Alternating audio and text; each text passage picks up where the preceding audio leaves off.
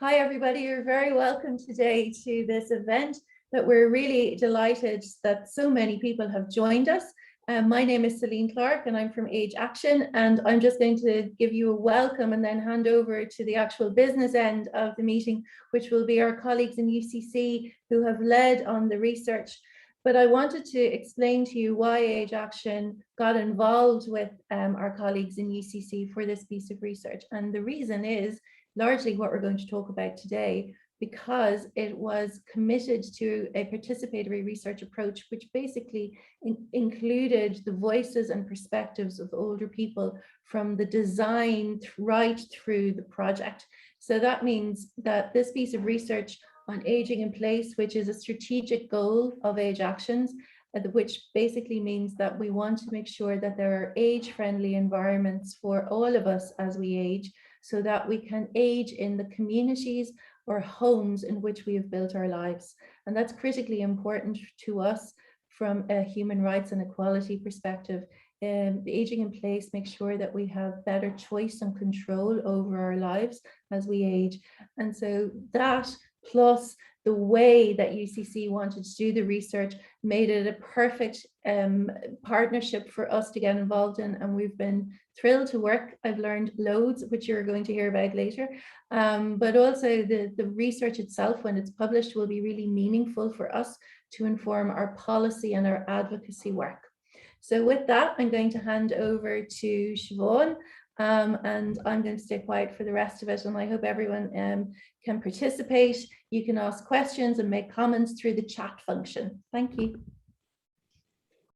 Great, thank you so much, Celine. I hope I can be heard okay. And just a reminder to use speaker view for this presentation. So I'm Siobhan O'Sullivan. I'm a lecturer in the School of Applied Social Studies here in UCC, and we're delighted to be holding this event as part of UCC's Community Week. We're very engaged in research here in our school in the community, and it's been a wonderful project to work with Celine and Age Action and all the participatory research group members. And I'm going to talk you through today how we've involved older people in community research in our project on agency and aging in place in rural Ireland. So this has been a collaboration between the School of Applied Social Studies in UCC and Age Action, funded by the Irish Research Council New Foundations grant. I'm just going to give you a little bit of project background before I talk through our research approach and how we involved people in helping us design and run the research. I'm going to also put up a video a little bit later from Annie Corbello Lang, one of our wonderful participants in the research. Margaret Buckley, who's here, is also going to then give a little presentation on the initial findings. And then we'll open up to a roundtable. We've got Therese Burke here today as well, another participant, a wonderful participant in our research participatory group, who, along with Elaine Desmond, who ran the focus group side of research, we're going to open up to a discussion there and then invite questions from yourselves through the chat function. So our project aims to ascertain the views of older people living in rural places across Ireland about ageing in place, through a participatory approach that involves rural older residents in designing the research methods. And research shows that the vast majority of older people want to remain in their homes as they age, but we know that age-friendly initiatives in sheltered housing primarily concentrate in urban areas. So it's far less understood how best to respond to the housing needs of rural residents who are getting older, might be living in more dispersed areas or in areas in fewer services. And that's where our research then came in, and we made the proposal to work on this area. So we aim to explore the views of older people in rural Ireland about where they choose to live, what would enable them to remain in their homes and local areas as they age, and the barriers that they might face in doing so. And as Celine said, then by hearing the voices of older people, we want to inform the work of voluntary organisations, civic and state organisations to support older people in rural areas. Celine's already mentioned ageing in place and how it's defined as staying in your own home or community as you age with some level of independence. And the research literature shows the benefits are really wide ranging because it enables older people to maintain that independence, autonomy, and connection to social support as well, like friends and family and neighbours in the community. And of interest to us in terms of ageing in place is the older population in rural areas. because the research also shows that across Europe, the population is aging faster in rural than in urban areas. And we've looked to the recent census 2016, to see that aging individuals are disproportionately concentrated in Ireland in rural counties. And when we were looking at an analysis of the census, we found that 44% of households that are comprised of adults aged 65 and over live in very small rural settlements, fewer than 1,500 people. So we can see that disproportionate concentration there, and shows the importance of conducting research on older people's needs in rural areas and their views. So aging in place is also informed by the WHO 8 interconnected age-friendly domains that were identified by the World Health Organization as important to making cities in the first instance, but also communities age-friendly. And Age-Friendly Ireland has been coordinating the age-friendly programme across 31 local authority areas in Ireland to support the inclusion of older people. And there's been the establishment of programme managers in local authorities, multi-agency age-friendly alliances, older people's councils, and age-friendly, most recently, age-friendly housing advisors. So that's giving you a bit of the background. But what I want to turn to next is our research methods and what the research involved, how we approach this idea of participation and the survey and focus groups. So our research is very much based on the idea of community-based participatory research, and something that UCC has been strategizing on and promoting through the civic engagement plan that I suppose has the idea at the core of together with and for community.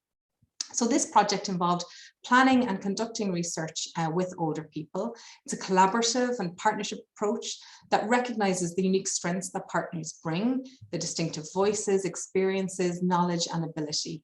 And I suppose for us as researchers as well, it also involves, multi-directional learning, sharing of expertise. So we've learned in the process too, and aiming really at the core to enhance the quality of life of people and of communities.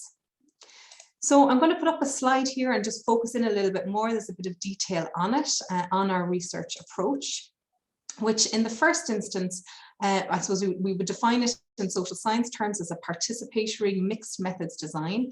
Then in phase 1 involved recruiting older adults to a participatory research group through Age Action's GLOR advocacy group and University of the Third Age membership. So for those of you who don't know, GLOR is the Irish word for voice, and Age Action GLOR groups enable older people to make their voices heard among decision makers, while U3A groups then are learning circles of older people that encourage members to share in educational, creative and social activities.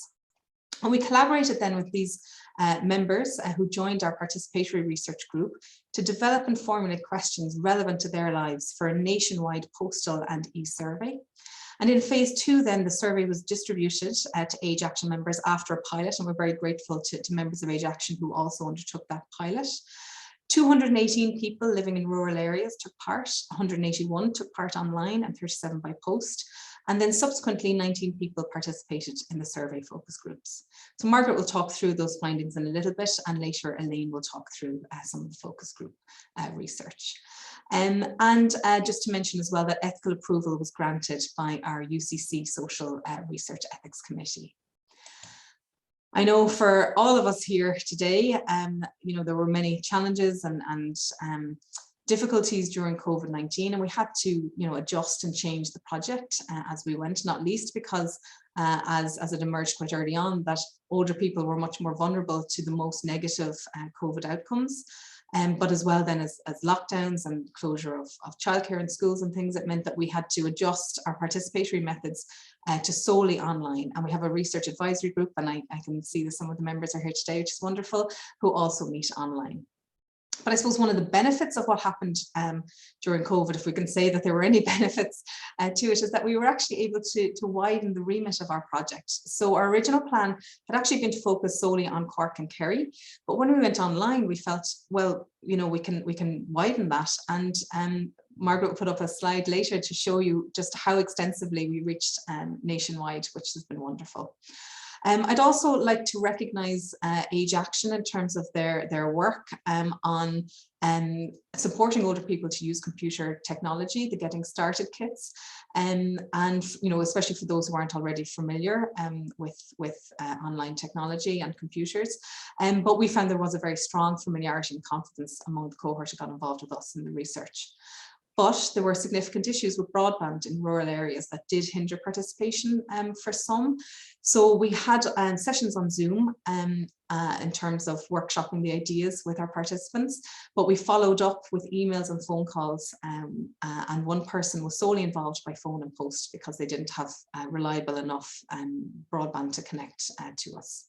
So we had to get around some of those issues around digital exclusion, and there has been significant research and at least advocacy as well by Age Action on these issues, which is great to see. Okay, so just to focus in a bit on who was involved in the participatory research group and how it all worked out. So we had 8 women and 3 men. 9 were from U3A, 2 were from Glore, 6 live in Connacht, 4 in Munster, 1 in Leinster, 4, and we had a good range of ages as well, 4 age 65 to 69, 4 age 70 to 74, 2 age 75 to 79, and 1 aged 80 to 85 years. And I just would like to really acknowledge their amazing contribution in this process.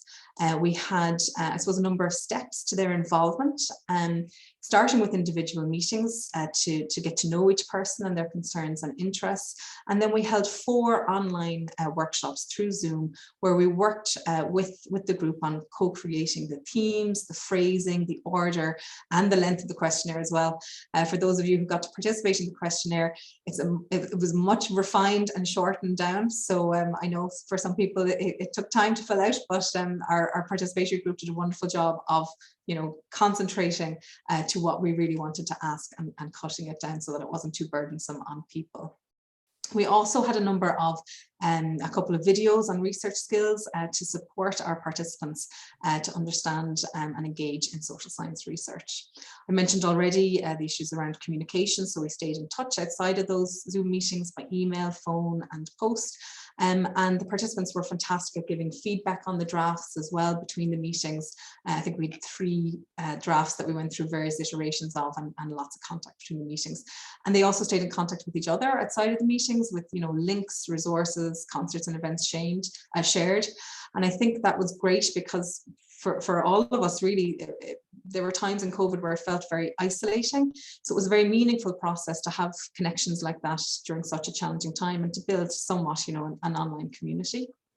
And I suppose I would say that in terms of our participatory approach, the WHO age-friendly domains were important to us there as well in terms of respecting and including older people as partners, acknowledging the contributions of older people in participation, and sharing our information clearly through a variety of methods as well. So with different methods for inclusion and information sharing that I've mentioned. So before I turn to Annie, I'll just give you a very short summary of what the survey asked. So I suppose the main focus of it was on housing. So along with some background information on people, we asked questions around whether people would like to stay in their home and community, whether they need to make modifications, how safe do you feel in the home environment, what level of interest there was in terms of housing options for older people, and the supports for ageing in place to enable people to remain at home and in their community, so both from the state and from their community and personally. So it was quite a comprehensive survey that looked at all those matters. Okay, so I'd like to welcome Annie Corbello-Lang, who was one of our members of the Participatory Research Group and also sits on our Research Advisory Group. I'm going to just share a short video with you that Annie has pre-prepared because she can't be with us today, although we're hoping she might be able to link in a little bit later. So I'm just going to share my screen now and bring you to the video of Annie.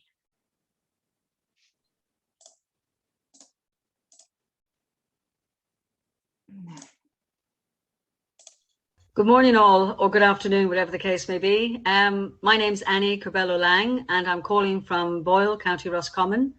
I had the wonderful opportunity to meet and talk with Siobhan and Margaret regarding the research that they started I was approached by Linda Morgan from my own university third age group here in Carrick-on-Shannon, and she asked if I'd take part, and I said yes, mainly because I am retired myself, and I am thinking of the future and where I would like to end up as in living. I started speaking and chatting with the girls, and we created this group where we started writing up a questionnaire to go out to other people. And I met other people from this group, and over the last year I spent some enjoyable time talking to them on the Zoom and making it was great because of COVID, and it was lovely to meet new people and have a common interest. So we were talking about rural accommodation, and as this is an occasion of the community group, the UNIC City Labs, may I suggest that we do a UNIC Rural Labs so that it's a different situation when you're in the rural country and not in the city. And for this reason, I really enjoyed doing this particular research. Also because as we did the questionnaire and different questions that came up, it made me also think more deeply about how I do want to spend the last of my wonderful years on this earth. And I know for definite, I don't want to spend it in a retirement home. I don't really want to be sitting in a room with lots of other people looking at me and me looking at them. Not that I wish to put anything down on retirement homes. They've done an amazing job, and I know they help a lot of people, but it just isn't for me. And I discovered it isn't for a lot of people. And the research that's been done on this, and the fact that it's going to be presented to the government, I think is a wonderful idea, because it sort of makes the guys up there or gals up there think about who we are as individuals, and not just some kind of, well, what do we do with the retirement people? Because one thing that is sure, guys, is that all of you are going to be one day retired and thinking of where you want to end up. So this is important for everyone. I love the idea of cohabiting. And I also like the idea, I think it's called SOA. It's a group of people who do your own individual architecture for living conditions as a community. I'm looking forward to seeing the results, the final research done on this, the final results, and to see how the government reacts to it. I think it's a great job that was done, and I thank Siobhan and Margaret and all the other people, many other people are involved in this particular project.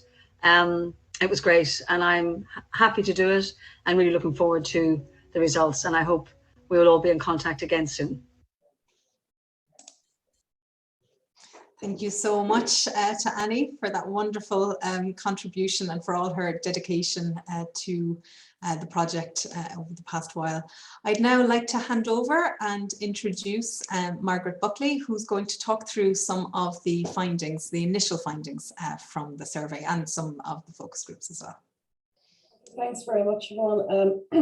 I apologise to everybody. My presentation is not nearly as refined as Siobhan's, so I'm going to have to share my screen.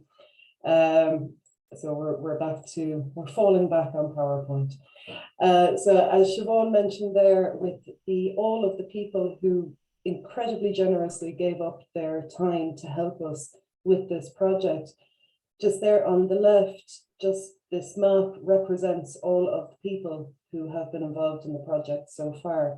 So it represents 210 of the survey respondents, 11 of the participatory group members, and 19 focus group participants. So in total, this map represents 240 people who very generously gave up their time to help us with this project. And we're so, so grateful to them for that. So I'm just going to run through very quickly some of the main findings from the survey. So first of all, we asked people to characterize their area. In essence, what we were looking for here was to gauge the, I suppose, level of rurality that we were talking about with the survey respondents. So 48%, so almost half of the survey respondents said that they lived in open countryside or one-off housing. 22% said a small town of 1,500 to 10,000 people. 19% a village or small settlement of less than 1,500, and 11% said other. And you're probably wondering what other means. Other could refer to a number of different, I suppose, areas or housing situations that people were in. It referred in a number of cases to a small group of houses, so maybe 6 or 8 houses in a little enclave, but not in a town or village.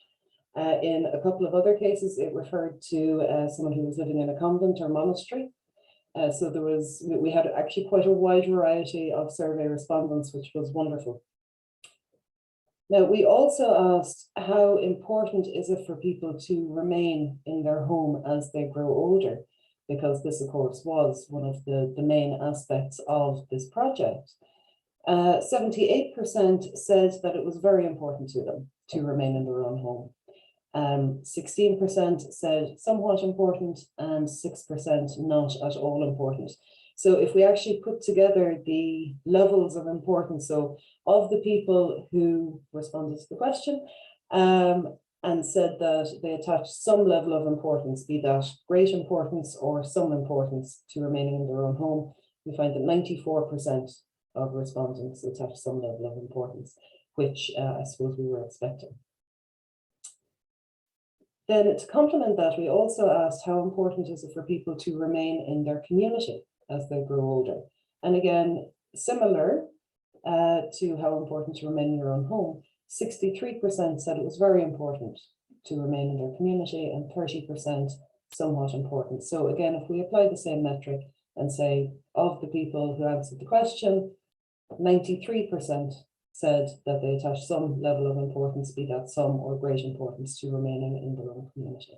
And I suppose that it wasn't unexpected, that answer. Then we also asked what supports people might need to help them to remain in their own home as a follow-on. A home repair or maintenance service for older adults, that was the highest levels, and 93% of respondents said yes to that. And I suppose, again, it makes sense. Balancing on the top of a stepladder gets a bit trickier as you get older. Accessible and affordable home help packages, 85%. Easily available information and help in applying for grants at 84%. A monitored personal alarm, also 84%, and then 66% was financial help for the upkeep of the home. Now, we also did ask if there were any modifications people were thinking of that they could make to their home to help them to remain in situ. And the highest response for that was actually an emergency response system at 62%, followed by a bathroom modifications at 55%, and heating and insulation at 49%. So just to run through them, we have some quotations from the survey and focus groups, just to, I suppose, give voice to all of the people who took part in this research and have it in their own words. So we've a very, very big garden, which would be what we were attracted to. And I noticed my husband, who will be 70 soon, cutting the grass. It's beginning to be a labor. He doesn't see it, but I can see it. So again, that very much goes back to the home maintenance element. It's important to have access to warm, insulated housing to reduce heating costs. And again, that's borne out in the survey results. And the house I'm in at the moment has stairs. And I'm not mad about that, but I'd like it all on one level. I've always liked that. I think for heating purposes, etc., it's a lot better. So again, we're on to access to the home. Now, we also asked, because we're primarily looking at housing and remaining in the community, we asked people if they would consider any of the following housing options, either now or in the future.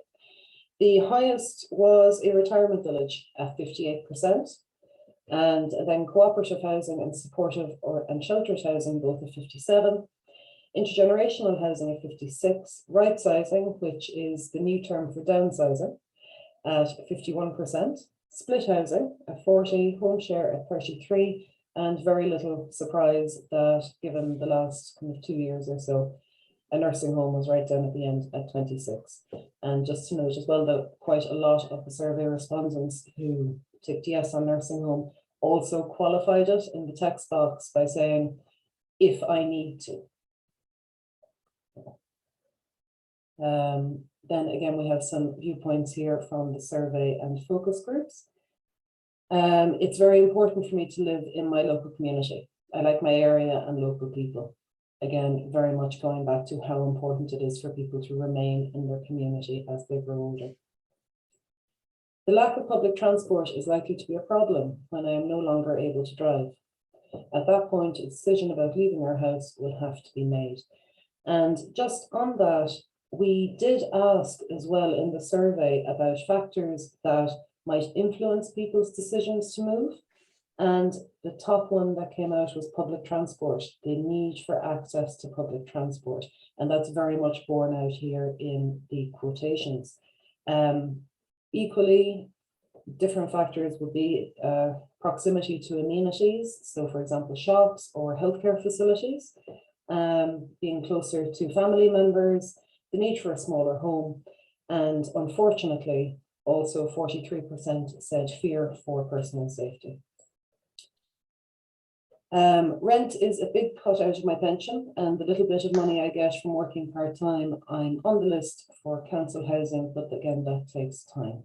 So again, just to highlight that while the majority of older people, the majority of people in Ireland generally are owner-occupiers of home, we did also have and very much actively sought out people who were either privately renting or in social housing as well. Because some of the issues that they face as they get older are quite different.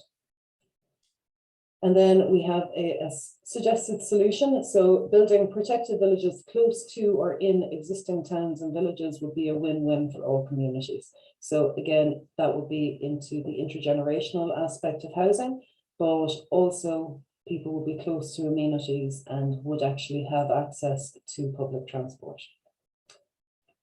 And then I think one that is very, very apt for this project, moving is difficult at any time in life.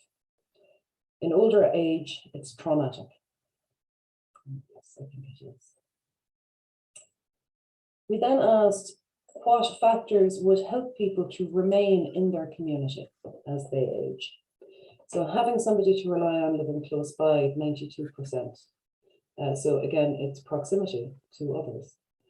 Access to broadband, well, I suppose we're on Zoom at the moment. Everyone is used to Zoom at this stage. So yes, access to broadband and being able to connect with people remotely, very, very important. Again, conveniently located shopping and postal services, conveniently located healthcare facilities, that's again borne out. Access to wellness and fitness activities for older adults at 84%. A community Garda presence, again, 82%.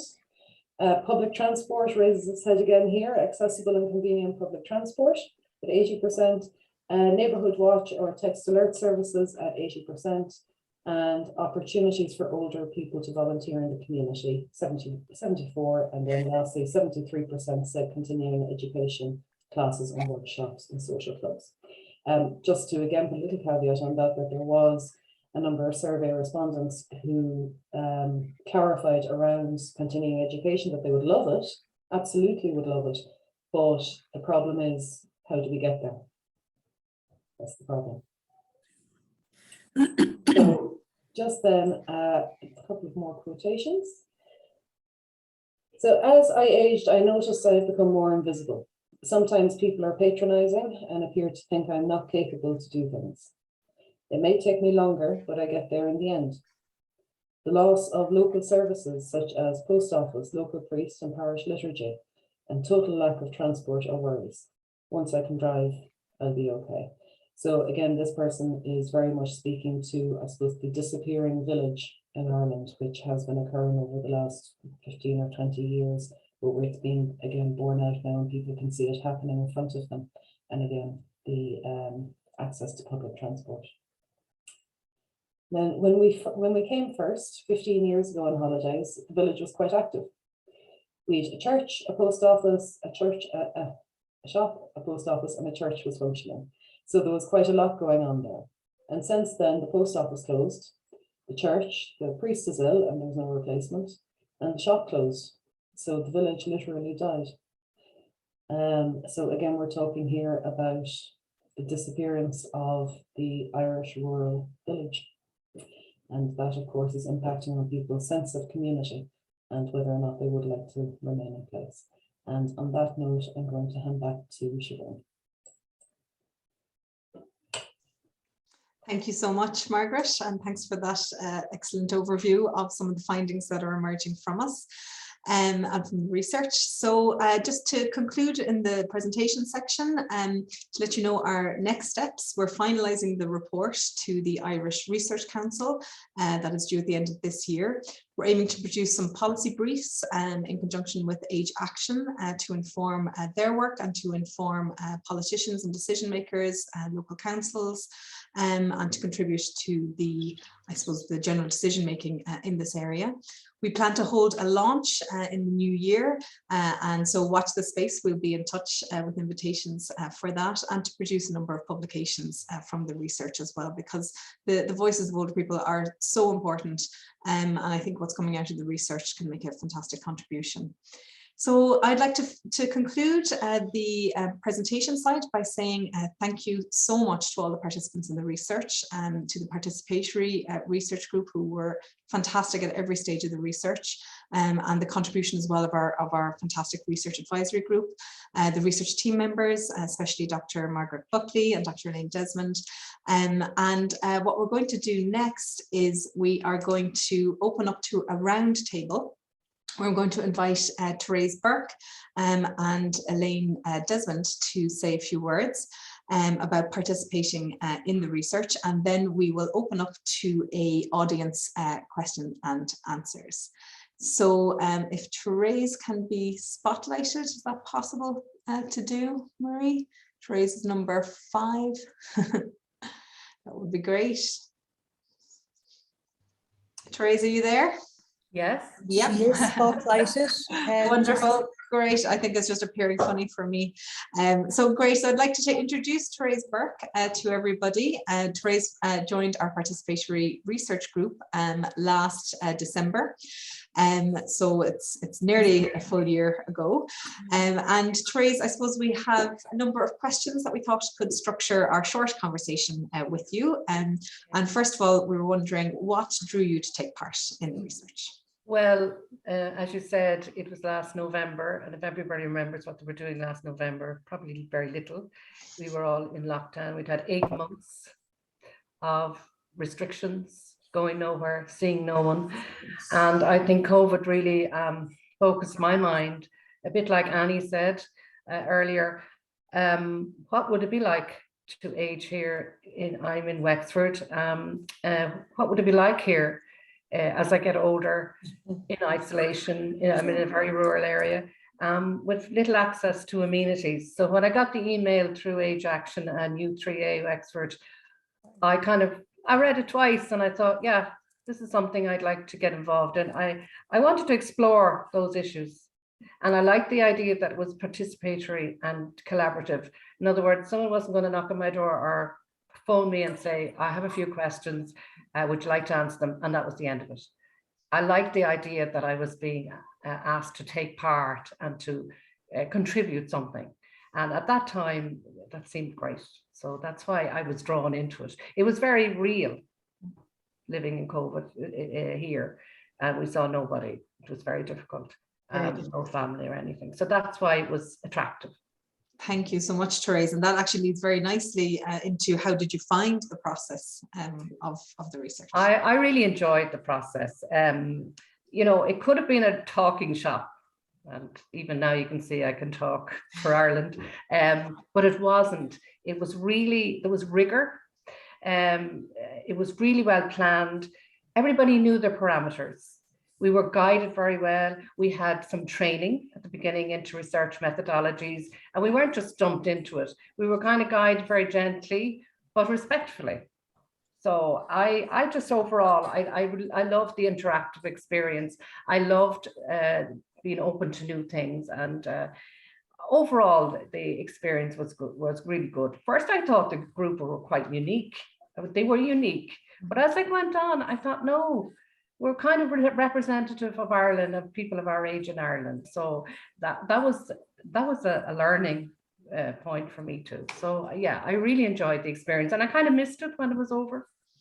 I'd have to agree with you. I was the same, and it was wonderful, really wonderful when the second lockdown happened in January, that we had that connection with each other. Because for me, I was at home with a 3-year-old, and it was very hard to be so confined, and then to go online and to meet fascinating, interesting people. It was very, very enjoyable experience as well for me. Yeah, that was one of the interesting things, that everybody came.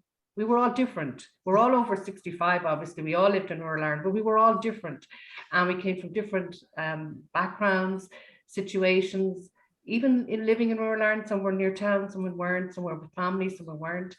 But everybody came prepared to give their bit. And that was fascinating. And we all did our homework. We were very good at doing our homework. See that, it was brilliant. And overall, Therese, what do you think were the benefits to you of participating in the project?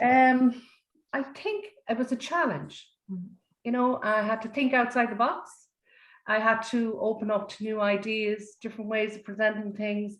I'd say that was the main benefit for me. And of course, it was dire. Like the times were dire, and this was kind of little ray of hope, that connection with the world outside. So, and you know, if it hadn't been for Zoom, I wouldn't have been involved, because I'd be too far away.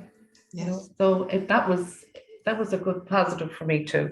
So I felt it was something worthwhile in a time of negativity. So brilliant, thank you, Therese. And I suppose we'll finish off this short section by asking you, what would you like to see happen now with the research?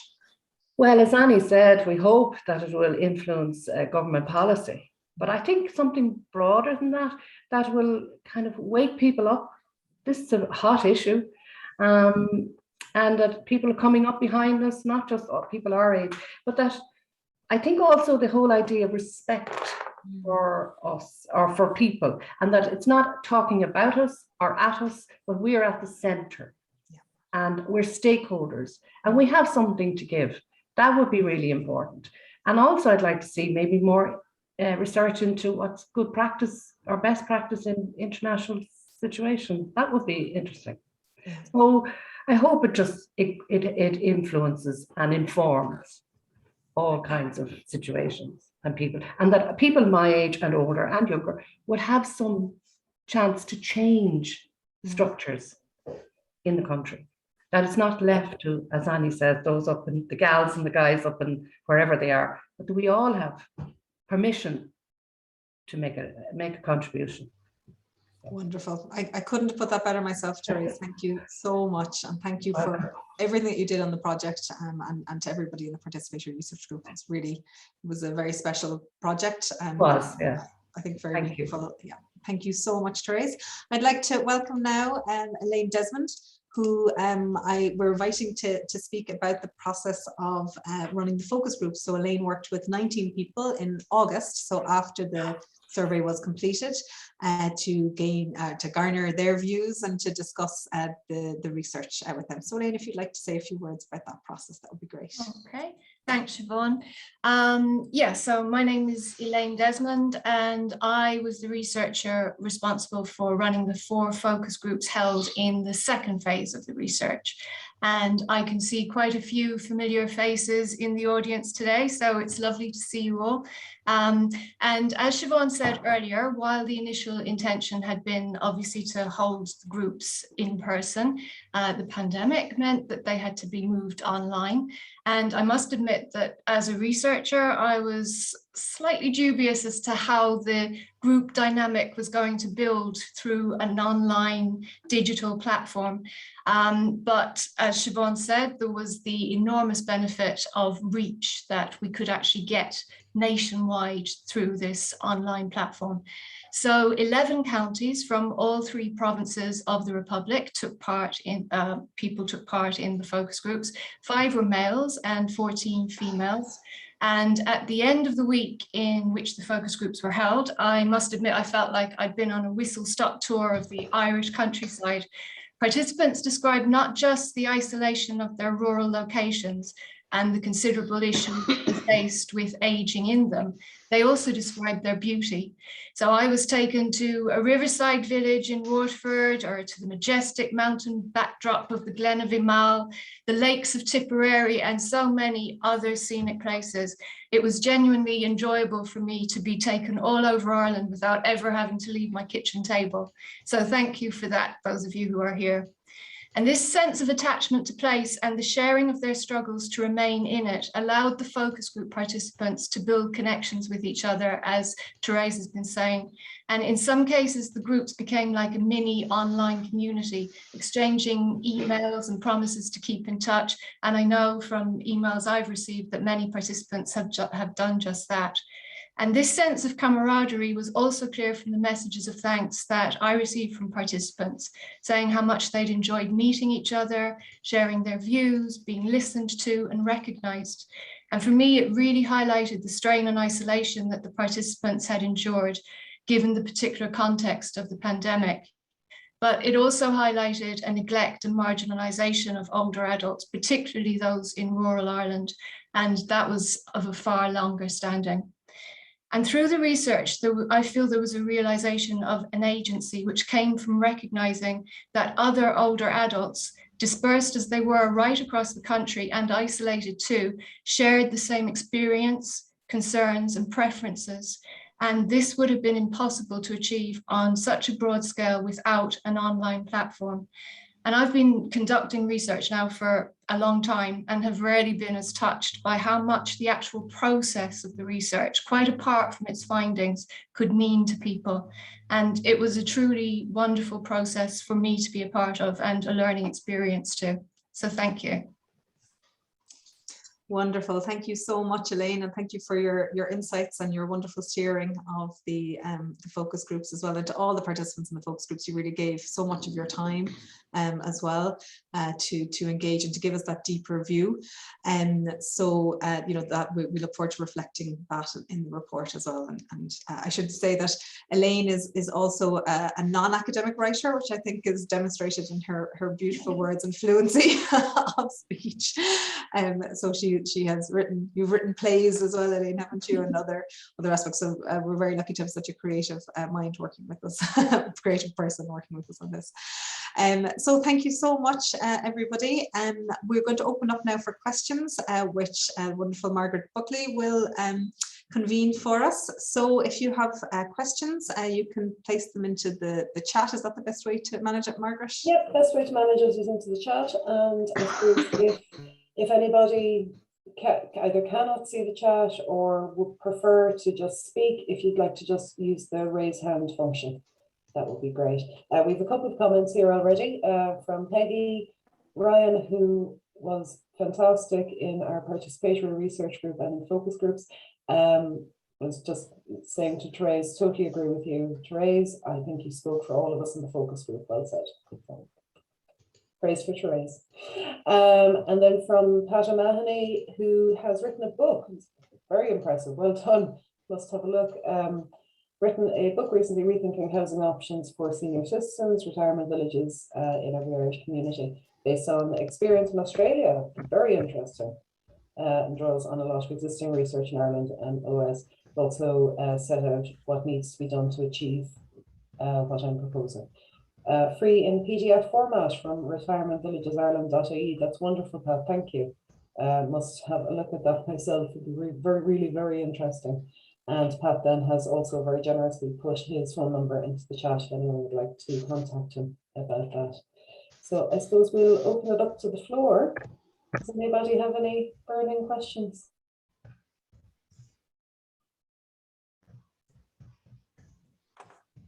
Okay, I'll tell you what, while people are thinking about it, I might just ask the people who are here who did take part in the participatory research group and the focus groups, both participants and researchers, is there anything you would have done differently or you would have liked to have done differently?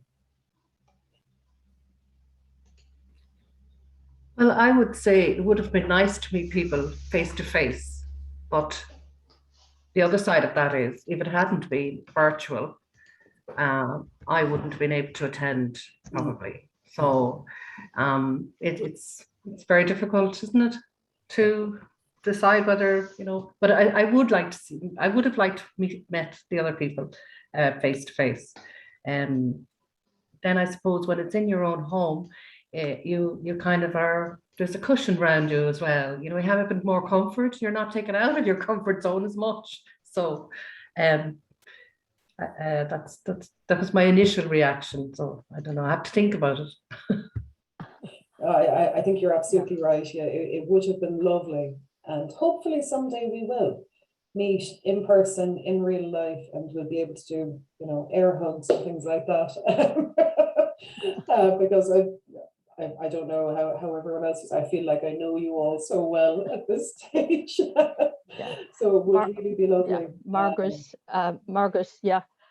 I agree with Trace, what she said. Obviously, I think it was excellent. I think it made us all think on our own personal options, and then I think it made us look at our community. And I know myself, there's some land going in the village, and I find I'm talking to people and saying, this is ideal for a little retirement village. You know, we have to get in now at the very first footing and get our speak in there.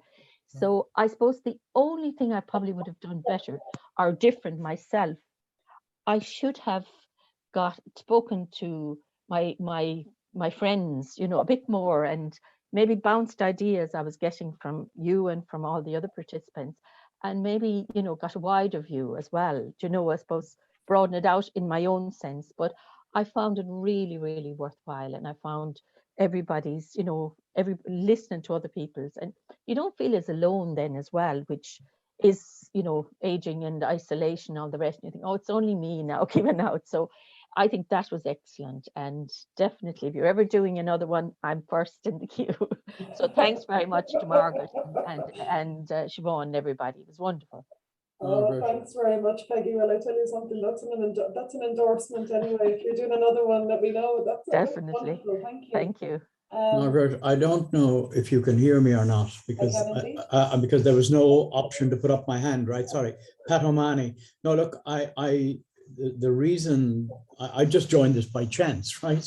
But I have done a lot of work in this area, and one of the things that occurs to me is that if we want to create places for older people, and I think from the research, something like 15%, you suggest otherwise, that it might be larger even, but Australia, New Zealand, even Irish research, that some 15% would be interested in the retirement village model, for example. The only way you can ensure that that can happen, whether it be rural or urban communities, is if you zone specifically for that kind of facility. I'm thinking particularly, we need it in greenfield, but I think we need it in brownfields as well. And there are a load of old convents, old monasteries, old council chambers, old pubs, old asylums, actually, a huge number of asylums, fairly centrally located all over Ireland, strange as it may seem. And there's one down in Escarthy that is being converted at the moment. So I think, you know, the problem with the government and its publications is that it hasn't in any sense suggested that it would do any act that would allow things to happen. It's all about supporting, facilitating, encouraging. I can wish for something all I like, but unless I give myself the levers to do it, I don't actually do anything. Absolutely, Pat, and I think that's a really good point on the publicly funded and publicly available retirement village, or even intergenerational villages. So there are one or two coming up. There's one in Naas, which isn't, I mean, it's a retirement village, but it's not, how would you say, it's said to be intergenerational, but it's not really. There is another one being built actually on the grounds of Adair Manor. So shockingly enough, it's private in Limerick. And again, that will be intergenerational, but it'll be private and it'll be incredibly expensive. So I think your point about publicly funded and publicly available retirement homes or retirement villages or indeed intergenerational villages is definitely something that we need to look at. But also, Margaret, the private ones, I think we have to facilitate the development of the private as well. Oh, yes. And because if we don't, we've done something when it comes to social housing for older people. When it comes to those who have their own homes, we seem to think they can do everything for themselves, but unless it's possible to live at appropriate locations, it's not possible to have what one needs, you know? Yes, absolutely, absolutely. Thank you very much. Thanks, and I am going to download your book, actually. So, thank you. Just very quickly having a look at the chat here. So Caroline says, if you could clarify if own home in the data refers to current, i.e. long-term family home, or a private home, even if that involves a move to a new physical home. So in the data, when we're talking about own home, we're talking about where the person is living currently. Now, we did give options in the survey, whether or not that was a home that you owned yourself, private rental, social housing, if you were living with family members, if you were living with friends. So own home in the survey refers to the house that the person is in at the moment. And then Kira O'Halloran, so just to say it's wonderful to hear all the voices here today. Oh, thank you, Kira. And well done to all of us. Thank you very much. That's lovely. Thanks. Can I ask you a question, Margaret? Was there anything that the official researchers were surprised at? Were you surprised by anything you came across in the process or in the results or whatever? Yeah, there were a couple of things. So one of the, I suppose, unforeseen that we did address in the survey, but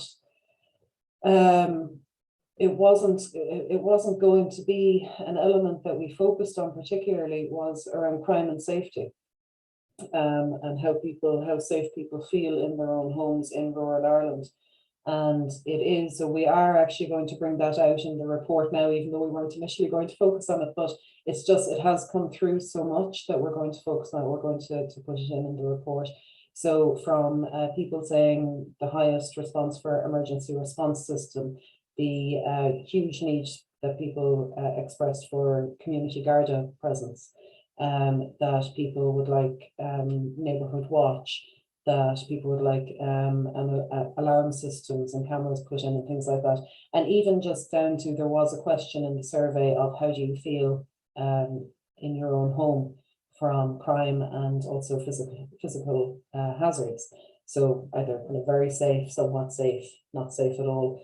And again, unfortunately, there was quite a number who said somewhat safe, not really safe, but somewhat safe. In terms of crime, and then there was a much smaller proportion who said not at all safe. And I mean, that's not right for anybody to not feel safe in their own homes. So yeah, we're going to bring that out. As I say, we weren't initially going to focus on it, but we are going to bring it out now in the report. And if I could come in there as well, Margaret and Therese, I think that, you know, when we were working on the survey construction together, you know, we knew certain things that the research was already highlighting, but I suppose this specific, you know, group that has come in here meant that we were never sure, you know, what might be prioritized by people.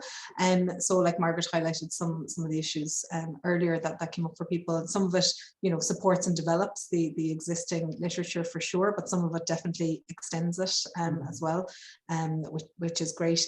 And I think that you know, what struck me as well, and it's that last quotation that Margaret had put up earlier, you know, and it emerged in the participatory research group, and I think Elaine would say from the focus groups as well, that older people have felt and feel, and during COVID especially, that came out, you know, that being depicted as vulnerable is doing them a disservice, because there is so, and we can see it from how we worked with the group on this, you know, there is so much that older people are giving and driving and spearheading in society, and not getting the recognition and being treated in certain ways is you know, it's an issue of, you know, social justice and equality, that needs to be addressed. So I think, hearing older people's voices and enabling older people to be at the centre of the decisions that are being made on their, for them is absolutely essential. So that really struck me in the research. It really came out in every facet of it. Very much so. I did see somebody at the top of my screen there waving at me a few minutes ago, and I'm not sure who it was. Oh, Colleen. I think you're on mute, I'm sorry.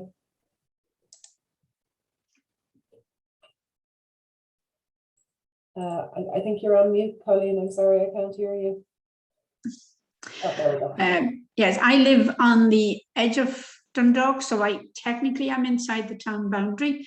But what I noticed over COVID, I actually belong to a rural parish, and one of the people there, well, actually two sisters, they wrote to me and asked me to write to them because they never saw anybody during the lockdown and they were very lonely. And for the last X number of months, we have been writing to each other about every 10 days. I know all about farming and sheep rearing, which I knew nothing about before because I'm a townie at heart. But what I did notice was that their home maintenance was an issue financially, that they were relying on pensions, and then when their white goods broke down, they had to replace them. And talking about having, to save, well, we won't have any heat because we can't afford the boiler. We have to save for it. Now, that's very difficult to take. I found it personally very difficult to take. And I found it very sad that in this day and age, that's what we were talking about. And that these people were struggling. And they've worked all their life on a farm and still couldn't afford to pay it. Now, I don't know their financial situation. I do know they get pension, but other than that, I mean, maybe they have loads of money in the bank, but I don't think so. Yeah. And buying a car that's 15-year-old, and, and that was their only means of getting out. If anything happens, one of those sisters, the other sister is totally isolated. I know nothing about them except from meeting them at Mass. So this is what I found was, and it was a great thing that An Post gave the free post to the nursing homes, because it also encouraged, and I found that writing to people and sending cards was a way of communicating that at least gave them a lifeline during COVID. But the maintenance is a big issue. Maintenance is one of the huge issues, and as you say, it doesn't really matter what somebody's personal financial circumstances are. The reality is that, yes, you might have a state pension, you might have an employer's pension. It doesn't really matter if you can't afford to get your white goods maintained or replaced, then that's just not good enough, But on a slightly lighter and happier note, isn't it great that the COVID, that's one of the very few benefits of the COVID resurgence of letter writing? No, just me.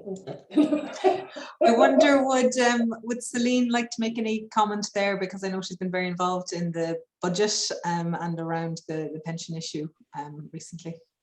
Yeah, I suppose what Colleen was raising really is how at the household level, these things don't get divided up. So your income, the type of house that you live in, the area in which you live, all affects us as we age. And that's why it's so important. We're trying to mobilize a lot of people to think about aging and the type of home we want to age into, the type of community we want around us, and also the type of income adequacy we need. And for Budget 2022 and Budget 2021, we had lobbied the Department of Social Welfare to commission a cost of aging study so that we could better match the social welfare payments, including the pension, to what people actually need when they're older. We've had loads of battles about the fuel allowance, because only 3 in 10 people who receive the pension receive the fuel allowance. And so a lot of people yesterday didn't get very much support from the government to cope with the rising cost of aging.